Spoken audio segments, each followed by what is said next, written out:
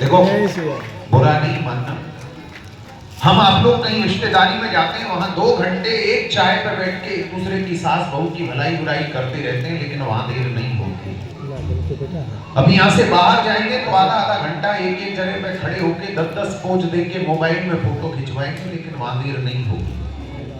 लेकिन कहीं भी मंदिर में जाके अगर 10, 20, 25 मिनट बैठना पड़ गया तो समझो कोई पहाड़ सा टूट रहा है। आज ठाकुर जी ने आपके ऊपर कृपा करी है कि आज आपको जबरदस्ती पकड़ के बिठा रखा है। अगर मंदिर खुला होता तो आप में से भी किसी के पास में 5 मिनट से ज्यादा का समय नहीं था, क्योंकि आधे लोगों को गाड़ी की चिंता है और आधे लोगों को चप्पलों की चिंता है।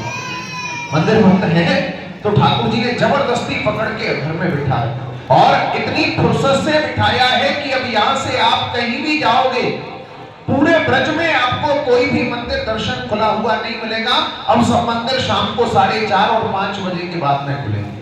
तो ठाकुर जी ने बड़ी तसल्ली से आज आपको अपने घर में बिठाया हुआ है। एक बार बोलो राधा रानी की जय। ये वो घर है जहां यशोदा मैया भगवान कृष्ण को घुटमन चलाती है और क्या कहती थी, पापा पैया चले कन्हैया। आज मैं बोलूंगा पापा पैया, आप लोग बोलना चले कन्हैया, और थोड़ा थोड़ा आगे आगे खिसकना, जिससे भगवान की रज आपके कपड़ों से लगे और आपको ब्रज में आने का लाभ प्राप्त हो। पापा पैया चले कन्हैया, पापा पैया चले कन्हैया, पापा पैया चले कन्हैया, पापा पैया चले कन्हैया। हले कन्हैया नहीं चले। देखो, व्यक्ति को अहंकार उसके कपड़ों से आता है। मैंने जितने ज्यादा चमक के कपड़े पहने होंगे, हो सकता है मैं सामने वाले को उतना ही छोटा समझूं, और जब मेरे ही कपड़ों पे दाग होगा तो मुझे कोई क्या समझेगा। जब हम खिसकेंगे तो हमारे कपड़ों से यहाँ पोंछा लगेगा, जिससे हमारे अहंकार का नाश होगा। तो क्यों कंजूसी कर रहे हो? पापा भैया पापा भैया पापा भैया पापा भैया। एक बार बोलो राधा रानी की जय। एक बार हाथ ऊपर करो और एक बार प्रेम से ताली मार के हंसिए, जिससे भगवान आपको प्रेम से बोलो राधे राधे। कहते हैं एक बार अयोध्या, 2 बार द्वारका।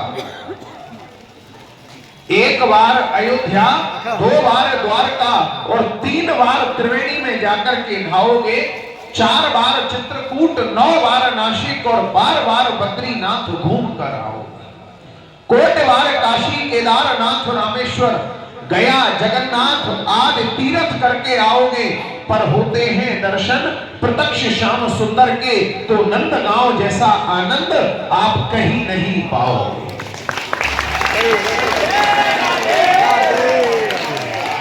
क्यों नहीं पाओगे? क्या विशेषता है नंदगांव की, ये आप ध्यान से सुनना, जिससे आप अपने घर जाके किसी को कुछ बताओगे। पहली विशेषता नंदगांव के दर्शनों की क्या है?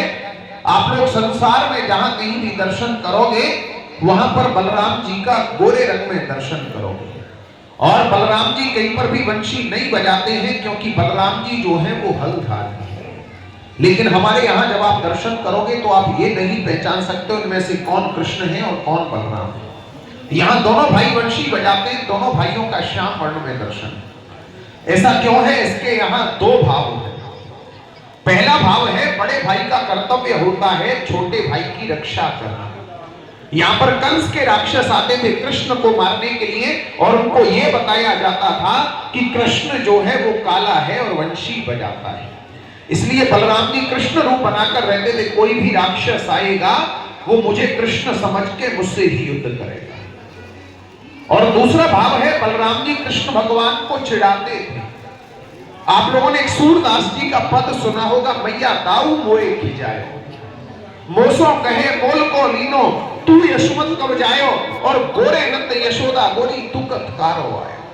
बलराम जी कृष्ण भगवान को चिढ़ाते थे कि मैं गोरा, मेरी मैया गोरी, मेरे बाबा गोरे, तू यशोदा मैया का जाया हुआ नहीं है, तू तो हमने पैसे लेकर के मोल खरीदा है।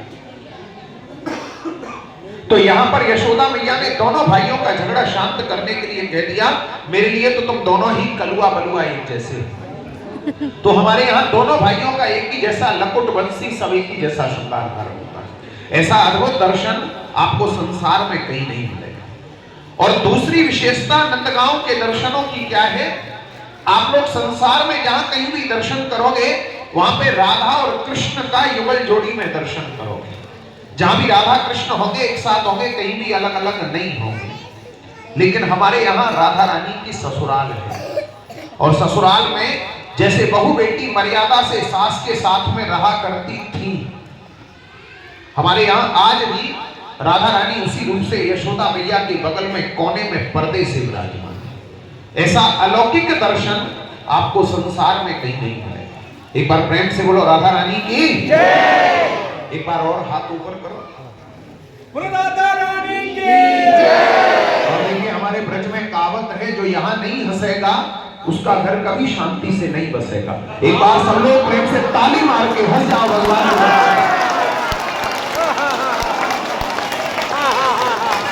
राधे राधे।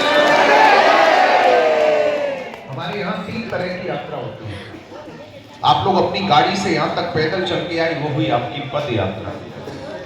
जो कुछ आप लोग नजर से देखेंगे ये हुई नजर यात्रा। कुछ दिखा कुछ नहीं दिखा उनका मुंह से नाम लेने से उसे कहते हैं मुख्य यात्रा।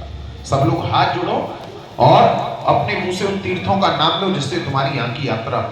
सभी लोग अपने मुख से बोलो अष्टपदे हमारे नंदगांव धाम के नंद बाबा के यशोदा मैया के दर्शन यात्रा हे नंद बाबा पूर्ण करना, भक्ति देना, मनोकामना पूर्ण करना, घर में धन धान्य बढ़ाना, राजी खुशी घर पहुंचाना, फिर बुलाना, बार बार बुलाना, 1000 बार बुलाना। बोलो नंद बाबा की। संसार में हमारे भगवान श्री कृष्ण जैसा कोई भी दूसरा नाम नहीं है, और हमारे नंदगांव के जैसा कोई भी दूसरा गांव नहीं है। क्यों नहीं है? क्योंकि भगवान श्री कृष्ण का जन्म हुआ था मथुरा में कंस की जेल के अंदर। रातों रात वसुदेव जी ने उनको पहुंचा दिया यमुना पार करके गोकुल। गोकुल नगरी में जब पूतना, सक्टासुर, अघासुर, बकासुर, तृणावर्त आदि राक्षस जब नंद बाबा को तंग करने लगे तो नंद बाबा गोकुल को छोड़कर भगवान कृष्ण को 2 साल और 3 दिन की अवस्था में यहां नंदगांव लेकर आए थे, जहां आज आप लोग बैठे। यहां पर हमारे नंद बाबा के गुरुजी थे शांडिल्य ऋषि। उन्होंने कृष्णावतार से पहले यहां तपस्या की थी, और हमारे यहां श्राप दिया हुआ था कि यहां कंस या कंस का भेजा हुआ कोई भी राक्षस हमारे गांव की सीमा में नहीं आएगा। अगर आएगा तो सीमा के बाहर पत्थर हो जाएगा। तो यहां जब नंद बाबा ने सुरक्षित स्थान देखा तो नंद बाबा भगवान को लाकर के यहां रहे, और यहीं पे आकर के नंद बाबा ने नंदोत्सव मनाया।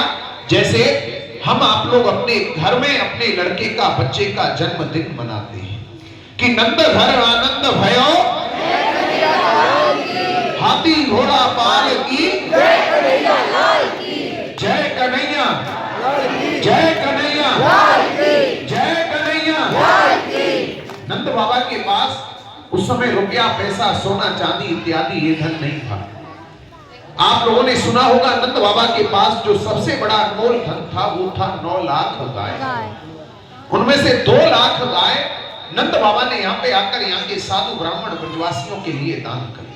हमारे यहाँ आज भी जो राजा रईस लोग, सेठ साहूकार लोग, आप जैसे भक्त वैष्णव लोग जो घर से संकल्प लेकर आते हैं, जिन पर हमारी राधा रानी श्याम सुंदर कृपा करते हैं, आज भी हमारे नंदगांव धाम में गाय दान करके जाते हैं। क्योंकि अगर आप में से किसी ने श्रीमद् भागवत में सुना होगा, इस गांव का नाम गोलोक धाम बोला जाता है, क्योंकि नंद बाबा ने यहाँ स्वयं गाय दान किया। जिस प्रकार से गुजरात में द्वारकापुरी है, वहां चावल दान का विशेष महत्व होता है। आंध्र प्रदेश में तिरुपति बालाजी है, वहां सोना दान होता है। बिहार में गया है, वहां पिंड दान होता है।